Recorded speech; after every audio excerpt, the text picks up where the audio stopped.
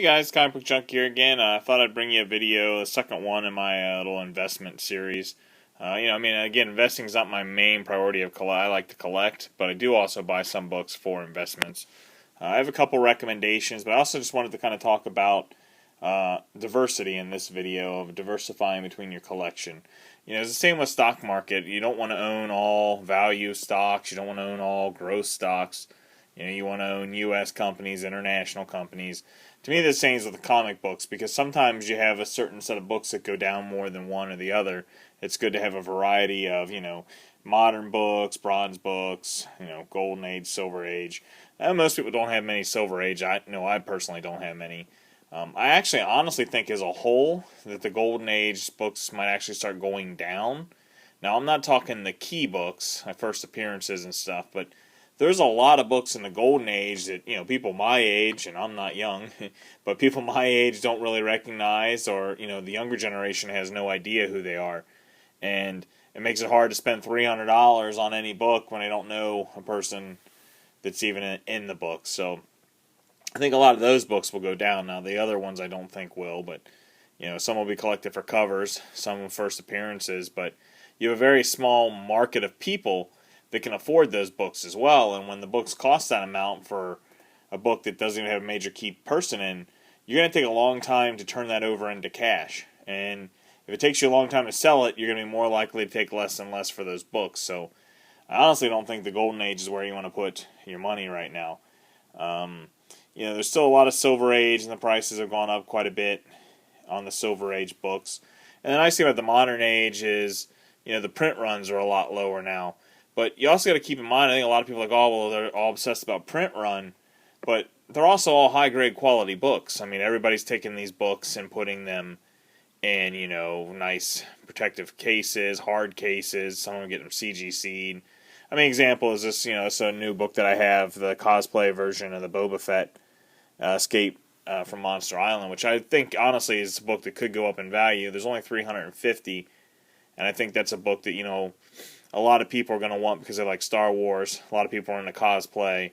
And I think it's a pretty cool series so far as well.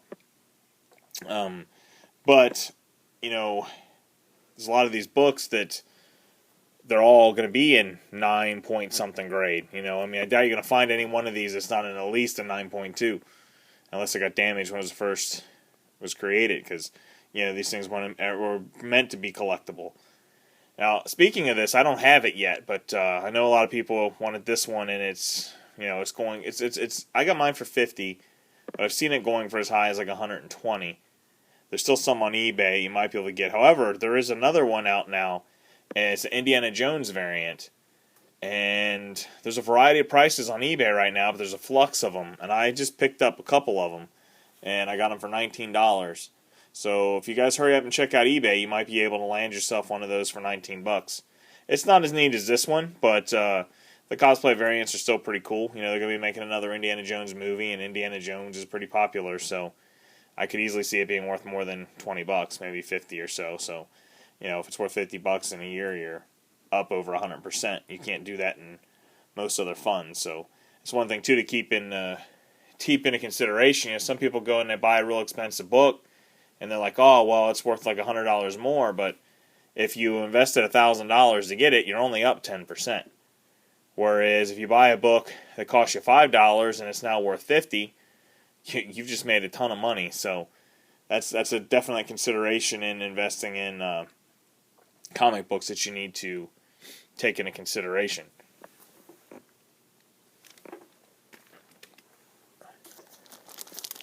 Another thing you want to I like to look at if I'm going to invest in a book is, how do the other books in the series, has there ever been another one that's done really well? I'm a big Teen Titans fan, and I personally think that there's a lot of undervalued books for the Teen Titans, because the Teen Titans could be really big, especially in the next 10 years or so. So many kids love the Teen Titans right now. You go up to any kid, and he's probably going to say, waffles, waffles, waffles. Pancake appreciation, and most people are like, what are you talking about? Well, it's from the Teen Titans cartoon. Kids love this stuff. My kids watch it all the time. All their friends talk about the Teen Titans. They love Beast Boy. So all those characters. That love for those characters is going to translate into them wanting to get those books later on. It's the same with like Harley Quinn. I mean, we all got older, we watched the Batman show, and that's why we all really liked Harley Quinn and wanted to get the books later on. But so anyways, the New Teen Titans #1, and then #2 is the first appearance of Deathstroke. Those have gone up quite a bit, and I have a few copies of this one, #2. I think I only have one copy of #1. And I don't have the older ones. But they've gone up quite a bit. So if you have books in that series that can go up, then the supply is there for some of the other books. I know the first appearance of Brother Blood went up to about $8. I think it's come down a little bit. But, the first appearance of Brother Blood, I mean, he's not that cool of a character. He was on a TV show. So some of these other ones you can get for less than what they cost. I mean, you had the first appearance of Blackfire, the Starfire's sister, and you can buy this book for like $2 in near mint condition. And then you also have, it's the first cameo of Terra. Oh no, that's first Terra. This is the first cameo of Terra, which is I think an awesome cover. I mean, it's a pretty sweet. These are all characters that I think down the road are going to be worth some serious money down the road. I mean, obviously those print runs are so high that you're not going to be worth thousands of dollars. But if this book's worth $50 and you invested $2 in it, that's a huge, substantial return on your investment. And this one here is the first appearance of Miss Martian, which the kids love Miss Martian. And all of these books they're really cheap. You can pick them up for pretty much nothing. So you have very little investment into them in a series that's popular that I think could definitely be worth some money. Now, again, like I'm saying, you don't want to put it all into lower value books. You want to invest in some books that, have a reason to go up. Now, this book's gone up a decent amount already. It's the first appearance of Iron Fist. Mine's graded in 7.0. But I think that Iron Fist could be going up a lot more if they do the Netflix show right, which so far Netflix has done an excellent job. My only concern about Iron Fist is I personally think that he shines the best when he's with Luke Cage, which maybe he'll be in the show. I think that they're going to meet towards the end. So it might even be a late burn where they get more popular later on after the first show comes out. But Luke Cage and Iron Fist together make a pretty cool combination. And then this book, it's not cheap, but I personally think that the first appearance of Sabretooth is not worth what it should be worth. I mean, this is one of the ultimate villains for the, Wolverine. And I personally think it's because the shows haven't really done Sabretooth justice. I mean, yeah, he's been in the shows, but he hasn't been that cool of a character in the shows. He's been alright. But I think, and he very well could appear in an Iron Fist season. He initially appeared in Iron Fist. I think it'd be awesome if they put him in this show. They'd probably do him definitely justice. I mean, look what Netflix did for The Punisher. I mean, there were 2 terrible Punisher movies. And in my opinion, if you watch Daredevil Season 2, he was the best part of the whole entire thing. I mean, it was almost like a Punisher show and Daredevil in the background. And I like Daredevil, but I just thought the Punisher just killed it. I mean, he was done so well that Sabretooth, done right, could make tons of people really want to go out and get this book. And I didn't check the price of this one in a while, but I got this book for like $60 when I bought it.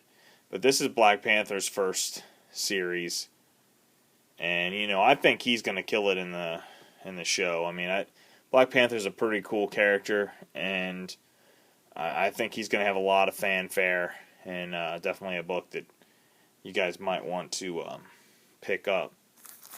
I do have one other Iron Fist book. I think I have like 4 copies of this thing, and I've gotten them really cheap, and they've gone up a decent amount as well. But this is Iron Fist #1. And it's got Iron Man on the cover, which is pretty cool. So I think those are stuff that could be pretty big. And, they're really pushing for the martial arts stuff. Another thing, which I don't have a lot of the books, but a lot of the supernatural type titles, I think also could really go up in value. Swamp Thing, Man Thing, Santana, some of those type of books. I think Dead Man. I know they're supposed to make a movie, and I mean, after watching the Batman vs Superman movie, I don't know if any of those movies are going to change, because I thought that movie was terrible overall. Now, Wonder Woman was pretty awesome in there, but I think those type of books could definitely be pretty hot down the road. You know, Marvel's wanting to expand their stuff, and that's something they haven't done a lot of, is their martial arts stuff and their supernatural stuff as well. So I could definitely see those coming in the future. But so that's kind of my second one of investing. Just, you know, you want to spread your stuff out. Don't just own modern stuff. Don't just own older stuff.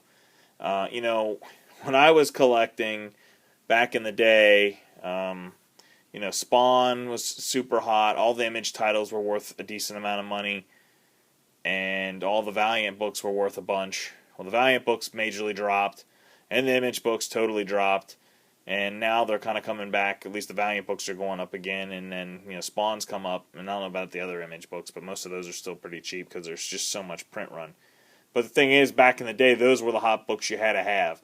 Those were the books that people were investing in, and, you know, looking at it now, you wouldn't have made any money on those books if you would have kept them all this time. So definitely want to be diversified in what you have if you're wanting to invest.